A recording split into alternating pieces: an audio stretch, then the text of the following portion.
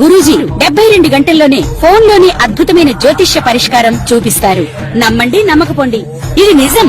శ్మశాన కాళి రుద్ర చౌడీదేవి ఆరాధకులు నంబర్ 1 వశీకరణ స్పెషలిస్ట్. గురూజీ మనిషి పుట్టుక నుండి చనిపోయే వరకు వచ్చే అన్ని క్లిష్టమైన సమస్యలకు పరిష్కారం ఇక్కడ లభిస్తుంది. విద్య, ఉద్యోగం, వ్యవహారం, స్త్రీ ప్రేమ, పెళ్లి, సంతానం, స్త్రీ పురుష వశీకరణం, భూవశం, భార్యాభర్తల కలహాలు, కోర్టు సమస్యలు, విడాకుల సమస్యలు, చేతబడి, అప్పుల బాధ, ఇంకా మీకు ఎలాంటి సమస్యలు ఉన్నా 72 గంటల్లోనే శాశ్వత పరిష్కారం చేయబడును. జై శ్రీమన్నారాయణ. జ్ఞానానందమయం దేవం నిర్మలాస్ఫటికాకృతిం ఆధారం సర్వవిద్యానాం హయగ్రీవ ముపాస్మహే. చక్షుషే జగతాం కర్మసాక్షిణే తేజసాం నిధే మూర్తిత్రయ స్వరూపాయ మార్తండాయ నమో నమః. సర్వజగములకు చక్షు వంటి వాడును, సర్వకర్మలకు సాక్షియును, తేజస్సులకు నిధియును, మూర్తిత్రయ స్వరూపుడు అగు మార్తాండునికి అనగా సూర్యభగవానునికి నమస్కారం చేస్తూ ఇప్పుడు ఈ వీడియోలో నేను మీకు జూలై నెలలో వృషభ రాశి వారి యొక్క మాస ఫలితాలు చెప్తూ ఉన్నాను. జూలై 17 వరకు రవి 2వ స్థానంలోనూ, 18 నుంచి 31 వరకు 3వ స్థానంలోనూ సంచారం చేస్తున్నాడు. వృషభ రాశి వారికి మొదటి 17 రోజులు ద్వితీయంలో సంచారం వల్ల కొంచెం అననుకూల ఫలితాలు, దాని తర్వాత తృతీయ సంచారం వల్ల అనుకూల ఫలితాలు వస్తాయి. తృతీయంలో ఇతరుల సహకారంతో కొన్ని పనులు పూర్తి చేస్తారు. ఇది విక్రమ భావం కాబట్టి ఇంతకుముందు ఉన్న భయాలన్నీ కూడా తొలగిపోతాయి. శంకలు, అనుమానాలు కూడా అన్నీ తొలగిపోతాయి. సోదరులతో సఖ్యత అనేది ఏర్పడుతుంది. వారితో ఇంతకుముందు ఉన్న గొడవలన్నీ కూడా తొలగిపోతాయి. అంటే ఇవన్నీ కూడా తృతీయ భావంలో సంచరించే శుభ ఫలితాలు మాత్రమే చెప్తున్నాను మీకు. ఆ దగ్గరి ప్రయాణాలు చేస్తారు, దాని ద్వారా లాభాలు కూడా పొందుతారు. ఇక ద్వితీయంలో అంటే మొదటి 17 రోజులు ద్వితీయ స్థానంలో సంచరించడం వల్ల కొంచెం ధనానికి ఇబ్బందులు అనేవి ఏర్పడతాయి. కుటుంబంలో కొంచెం గొడవలు ఏర్పడే అవకాశాలు కూడా ఉన్నాయి. రవి అంటే కొంచెం కఠినంగా స్ట్రేట్ ఫార్వర్డ్గా మాట్లాడే మనిషి కాబట్టి ద్వితీయం అంటే వాక్ స్థానం. ఈ కఠినంగా మాట్లాడడం వల్ల ఇతరుల యొక్క మనసును దోచుకోవడం ఉండదు. అంటే ఇతరులతో మంచి సంబంధాలు ఉండకపోవడం వల్ల వారి యొక్క సహాయాన్ని పొందలేడు. తద్వారా కొంచెం ధనానికి ఇబ్బందులు అవుతాయి. ఆదాయం అనేది కూడా కొంచెం తగ్గిపోయే అవకాశాలు అనేవి ఉన్నాయి. ఇక కుజుడు యొక్క ఫలితాలు. కుజుడు వృషభ రాశి వారికి 4వ స్థానంలో సంచారం చేస్తూ ఉన్నాడు. 4వ స్థానంలో సంచరించడం వల్ల కొంత చెడు ఫలితాలే కలుగుతాయని చెప్పవచ్చు. అవేమిటంటే విద్యలో కొన్ని ఆటంకాలు ఏర్పడతాయి, గృహంలో చికాకులు, ప్రయాణాల్లో కొంచెం ఇబ్బందులు కలుగుతాయి, తల్లితో మనస్పర్ధలు ఏర్పడతాయి, తల్లికి అనారోగ్య సమస్యలు కూడా ఏర్పడే అవకాశాలు ఉన్నాయి, బంధువులతో గొడవలు జరుగుతాయి, స్నేహితులు ఎలాంటి సహకారాన్ని వాళ్ళు అందించరు, ఎంత గట్టిగా ప్రయత్నం చేసినా కూడా వారికి విజయం అనేది లభించడం అతి కష్టంగానే ఉంటుంది.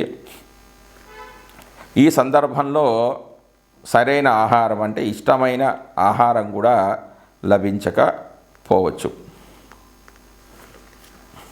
దాని తర్వాత బుధుడి యొక్క ఫలితాలు. బుధుడు జూలై నెలలో వృషభ రాశి వారికి 3వ స్థానంలో సంచారం చేస్తున్నాడు. ఇది కూడా బుధుడికి అశుభ స్థానమే. ఇందులో సంచారం వల్ల కొంచెం అనుకోని భయాలు కలగడం, ప్రయాణాల్లో ఇబ్బందులు కలగడం, జనాల యొక్క సహకారం అనేది లభించకపోవడము, దగ్గరి బంధువులతో కొంచెం గొడవలు జరగడము, సోదరులతో ఆస్తిపాస్తుల విషయంలో గొడవలు జరగడము, విద్యలో ఆటంకాలు, శారీరక బలం క్షీణించడము, అంటే కొంచెం రోగాల బారిన పడడం లాంటివి కూడా జరిగే అవకాశాలు ఉన్నాయి. దాని తర్వాత గురుడు, వృషభ రాశి వారి గురుడు ద్వితీయ స్థానంలో సంచరిస్తున్నాడు. ద్వితీయ స్థానంలో సంచరించే గురుడు శుభఫలదాత, శుభఫలాలనే ఇస్తాడు. అంటే ఈయన ధనకారకుడు కాబట్టి, ద్వితీయం అనేది ధనస్థానం కాబట్టి ద్వితీయంలో సంచరించే గురుడు మంచి ధన సంపాదన ఇస్తాడు. అంటే గతంలో కంటే ఇప్పుడు ధనం అనేది వారి చేతిలో నిల్వ ఉంటుంది. అది వ్యాపారం ద్వారా కానివ్వండి, వృత్తుల ద్వారా కానివ్వండి, ఉద్యోగం ద్వారా కానీ ఆదాయం అనేది కొంచెం పెరుగుతుంది. మంచి స్వభావం ఉంటుంది, మంచి ఆలోచనలు చేస్తారు. సౌమ్యంగా మాట్లాడడం ద్వారా ఇతరులతో మంచి భావన అనేది ఉంటుంది. అమ్మడం కొనడం అంటే వ్యాపార మూలకంగా వీరికి ధనం ఉంటుంది. మంచి మాటలతో ఇతరుల్ని ఆకట్టుకుంటారు. మంచి విద్య అనేది లభిస్తుంది, అంటే కొత్త విషయాలు కూడా తెలుసుకుంటారు. మానసిక స్థిరత్వం అనేది కూడా ఏర్పడుతుంది. ఇతరులతో సన్నిహిత సంబంధాలు అనేవి ఏర్పడుతుంది. సజ్జన సాంగత్యం అంటే మంచి వాళ్ళతో స్నేహం అనేది వీరికి లభిస్తూ ఉంటుంది. దాని తర్వాత శుక్రుడి యొక్క ఫలితాలు. శుక్రుడు వృషభ రాశిలోనే సంచరిస్తున్నాడంటే వృషభం అనేది శుక్రుడి స్వక్షేత్రం కాబట్టి ఆ జన్మరాశిలోనే శుక్రుడు సంచరిస్తున్నాడు కాబట్టి శుభ ఫలితాలే కలుగుతాయి. అంటే వ్యాధులు అనేవి తగ్గిపోతాయి. అన్ని సుఖాలన్నీ అంటే అక్కడ మొదటి స్థానంలో ఉన్నన్ని రోజులు కూడా శుభ ఫలితాలని పొందుతారు. మంచి యాత్రలు చేస్తారు, మంచి లగ్జరీ లైఫ్ అనేది అనుభవిస్తారు, మంచి విలువైన వస్తువులు కొంటారు, మంచి యాత్రా స్థలాలను, విహార స్థలాలను సందర్శిస్తారు. బంగారం కానీ, వెండి కానీ, స్త్రీలకు సంబంధించిన వస్త్రాలు, వాళ్ళ ఆ బిజినెస్ చేసే వాళ్ళకి మంచి శుభ ఫలితాలు ఉంటాయని కూడా చెప్పవచ్చు. వేదాంత ధోరణి కూడా ఉంటుంది. ఆరోగ్యం అంటే చాలా బాగుంటుంది. ఇతరుల చేత గౌరవించబడతారు. అనుకున్న పనులన్నీ కూడా సాధిస్తారు. తలచిన కార్యాలు పూర్తి చేయాలనే పట్టుదలతో అన్ని పనులు కూడా పూర్తి చేస్తారు. శరీరంలో మంచి ముఖ వర్చస్సు అనేది ఉంటుంది. దాని తర్వాత శని యొక్క ఫలితాలు. వృషభ రాశి వారికి శని లాభస్థానంలో సంచరిస్తున్నాడు. శని కర్మకారకుడు. ఎవరి జాతకంలోనైనా శని శుభస్థానంలో ఉంటేనే వాళ్ళు వృత్తుల్లో కానీ వ్యాపారంలో కానీ రాణిస్తారు. అంటే కష్టపడి అన్నీ కూడా సమకూర్చుకుంటూ ఉంటారు. 11వ స్థానంలో శని సంచారం వల్ల తమ వృత్తులలో అభివృద్ధిని సాధిస్తారు.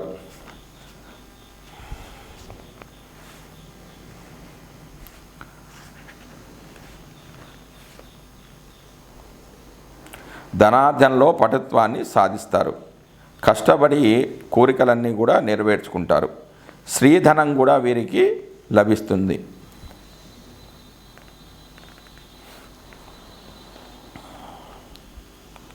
పూర్వీకుల నుంచి ఆస్తి కూడా వీరికి కలిసి వచ్చే అవకాశం అనేది ఉంది.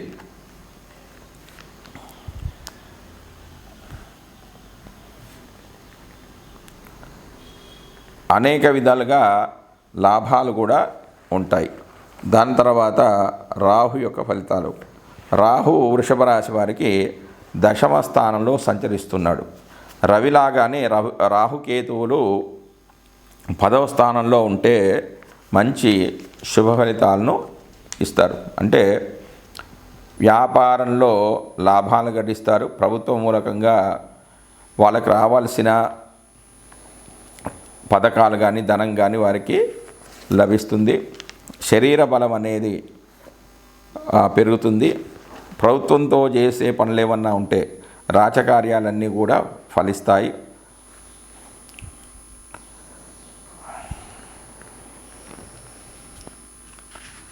పట్టుదలతో జరగదు అన్న పనులు కూడా వీరు పూర్తి చేసుకుంటారు. వృత్తులు వ్యాపారాలలో రాణిస్తారు.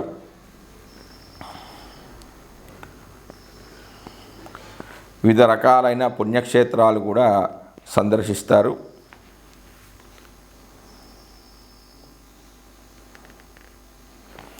దాని తర్వాత కేతువు యొక్క ఫలితాలు. వృషభ రాశి వారికి కేతువు చతుర్థంలో సంచరిస్తున్నాడు. చతుర్థంలో సంచరించే కేతువు పాప ఫలదాత.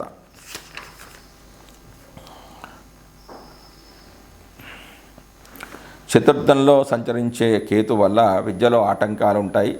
గృహంలో కొన్ని చికాకులు బాధలు అనేవి ఉంటాయి. ప్రయాణాల్లో ఇబ్బందులు ఉండవచ్చు. పనులలో ఆటంకాలు కూడా ఏర్పడతాయి. నిధి నిక్షేపాల గురించి ప్రయత్నాలు కూడా చేస్తుంటారు, కానీ వారికి అవేవి కూడా ఫలించవు. మంచి ఈ దశలో చతుర్థ స్థానంలో ఉండడం వల్ల ఏవి కూడా ఆహారం కూడా లభించదు. అన్నీ కూడా ఆటంకాలే ఏర్పడుతూ ఉంటాయి. విద్యలో ఆటంకాలు ఏర్పడుతూ ఉంటాయి. గృహ నిర్మాణ పనులు కూడా ఏవి జరగవు. శుభకార్యాలు కూడా ఏమీ జరగవు. మరియు భూమి కొనుగోలు చేయాలనుకుంటే వాళ్ళు అనుకున్న స్థలాలు అన్నవి దొరకపోవచ్చు. జై శ్రీమన్నారాయణ. శని యొక్క ముఖ్యమైన కారకత్వం ఏంటంటే కర్మకారకుడు. కర్మ అంటే మనం చేసే వృత్తులు వ్యాపారాలు ఏదన్నా కావచ్చు. వ్యాపారం అనే చేయొచ్చు, సొంత వృత్తాన్ని చేసుకోవచ్చు, భాగస్వామి వ్యాపారం ఏదైనా చూసుకోవచ్చు. ఆ వృత్తులలో ఎలాంటి మార్పులు లేకుండా సాగాలి. వృత్తిలో అభివృద్ధి అనేది సాధించాలి అంటే ఏం చేసుకోవాలి? ఆంజనేయ స్వామి ఆలయాలకి వెళ్ళండి, శివాలయాలకి వెళ్ళండి. వీలున్నప్పుడల్లా రుద్రాభిషేకం చేసుకుంటే సోమవారం కానీ, ఆరుద్ర నక్షత్రం రోజు కానీ, మాస శివరాత్రి రోజు కానీ విరివిగా ఎప్పుడు చేస్తూనే ఉండండి. ఒకసారి చేసి ఆగిపోవద్దు, ఎప్పుడు కూడా చేస్తూ ఉండండి. హనుమాన్ చాలీసా పారాయణం చేయండి. ఆవాలు, నువ్వులు దానం చేయండి. నువ్వులను హోమంలో వాడవచ్చు లేదా దానంగా కూడా ఇవ్వవచ్చు.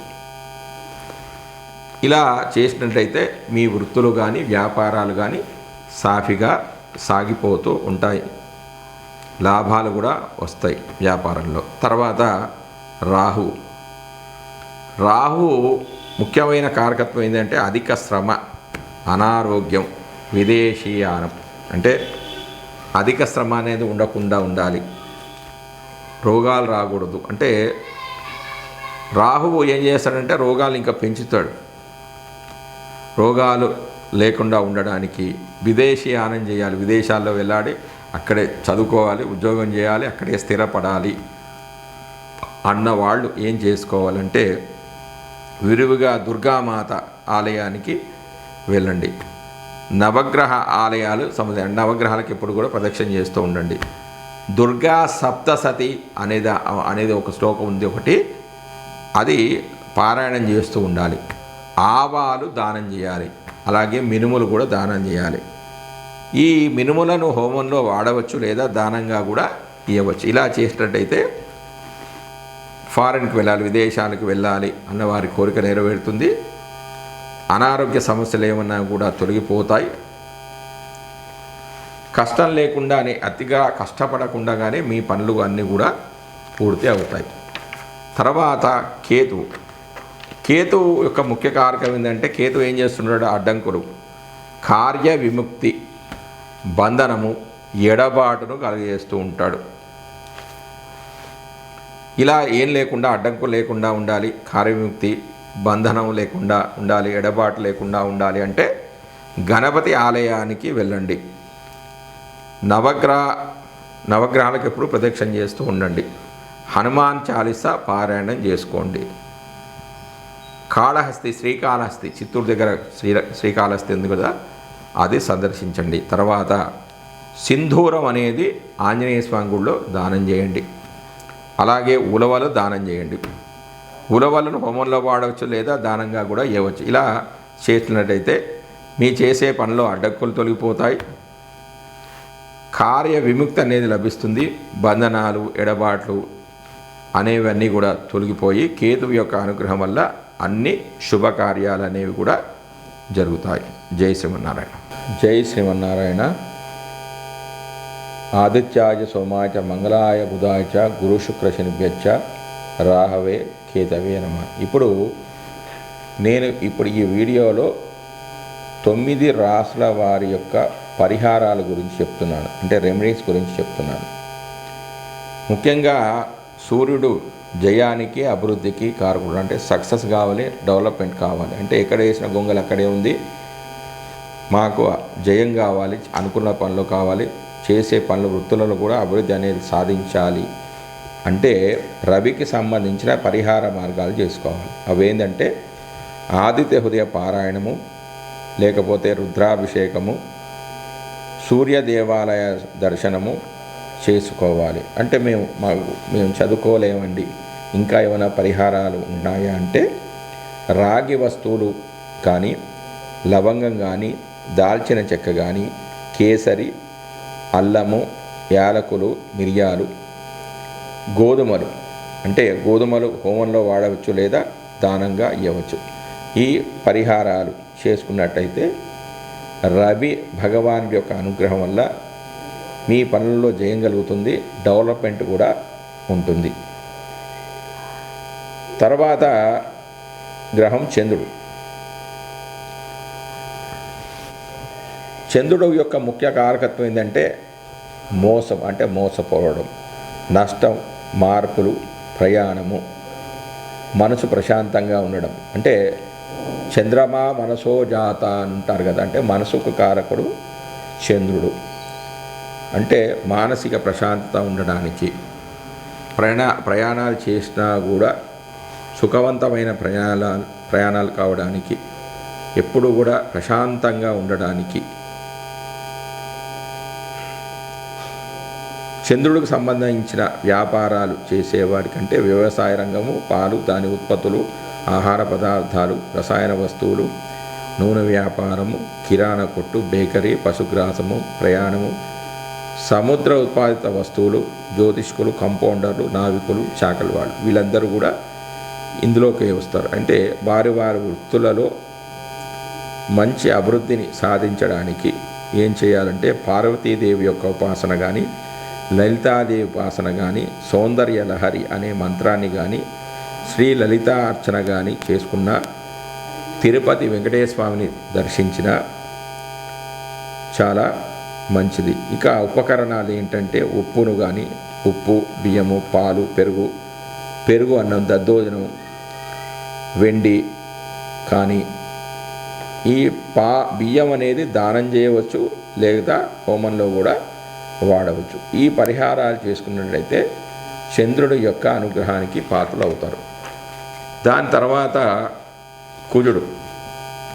కుజుడు ముఖ్యమైన కారకత్వం ఏంటంటే కోపము, కలహాలు, అహంకారము ఉంటుంది. అంటే స్త్రీలకు వివాహ కారకుడు ఎవరంటే కుజుడు. పురుషులకైతే శుక్రుని చూస్తారు, స్త్రీలకైతే కుజుడిని చూస్తారు. అయితే ఈ కోపం తగ్గడానికి, గొడవ పెట్టుకునే నేచర్ అనేది, ఆ స్వభావాన్ని పోవడానికి, అహంకారం లేకుండా ఉండడానికి ఏం చేయాలి అంటే కుజుడికి సంబంధించిన పరిహార మార్గం ఏంటంటే అంగారకుని గుడికి వెళ్ళడం, కుమారస్వామి గుడికి వెళ్ళడం, అంటే సుబ్రహ్మణ్య స్వామి, స్కంద పురాణం చదువుకోవడము, వెల్లుల్లిపాయ అనేవి దానం చేయడము, ఉల్లిపాయ, ఎర్ర మిరపకాయలు, రాగి లోహము, ఎర్రపప్పు, అంటే వాటికి సంబంధించిన పురాణాలు కూడా ఉన్నాయి, అది మనం ఇంకో వీడియోలో తెలుసుకుందాం. రాగి లోహము, ఎర్రపప్పును హోమంలో వాడవచ్చు లేదా దానంగా కూడా ఇవ్వవచ్చు.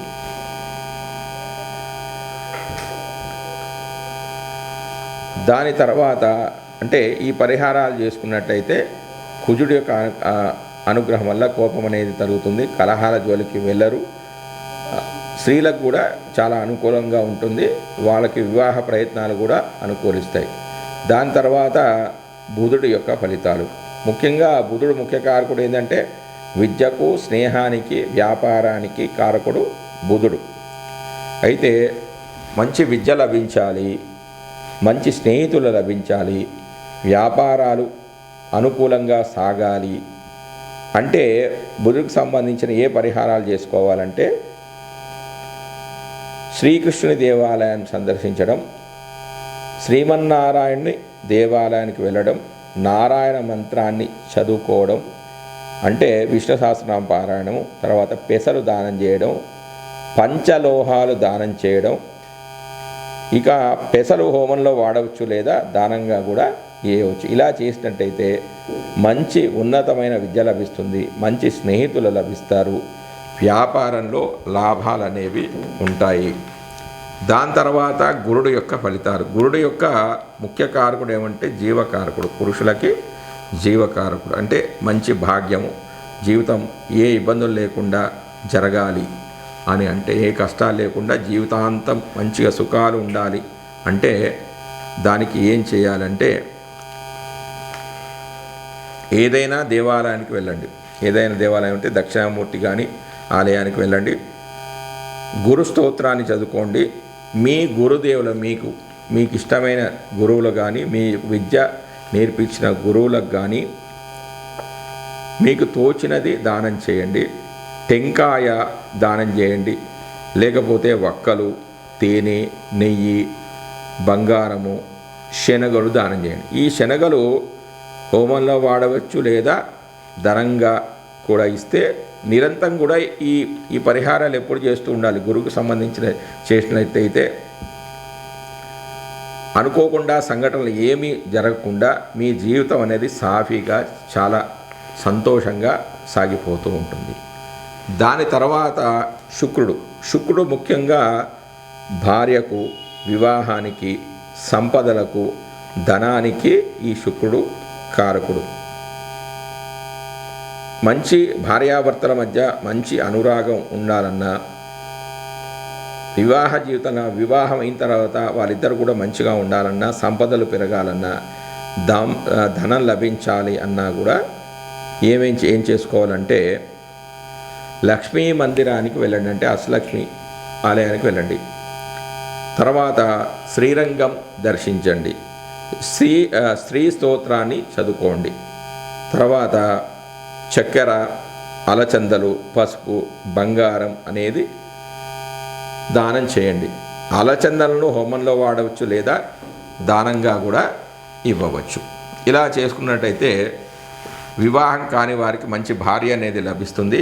వివాహం తర్వాత కూడా చాలా బాగా ఉంటుంది, సంపదలు అనేవి పెరుగుతాయి, ధన సంపాదన కూడా చాలా బాగుంటుంది. దాని తర్వాత